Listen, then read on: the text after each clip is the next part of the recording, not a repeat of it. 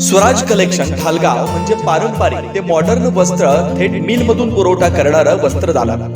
Swaraj collection मध्ये सुरू आहे लग्न बस्ता महोत्सव. इथे काढा आपल्या लाडक्या मुलामुलींचा लग्न बस्ता, तोही आपल्या बजेटमध्ये सर्वात सस्ता.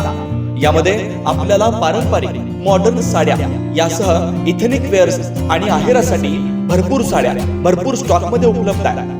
खास लग्न बस्त्यासाठी आपल्या सर्वांचं आवडते आणि विश्वासाचं एकमेव ठिकाण म्हणजे स्वराज कलेक्शन.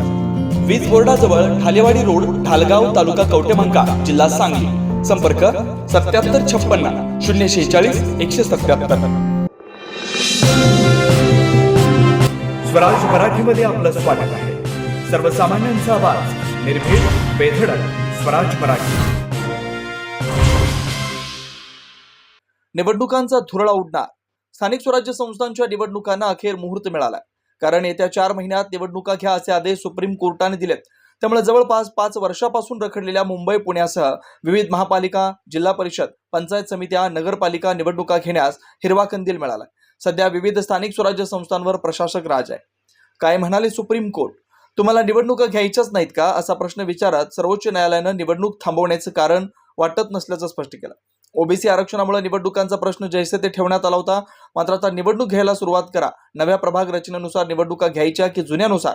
ओबीसी आरक्षण यासारख्या मुद्द्यांवर सुनावणी होत राहतील. मात्र येत्या 4 आठवड्यात निवडणुकीची अधिसूचना काढण्याचे आदेश सुप्रीम कोर्टाने निवडणूक आयोगाला दिलेत.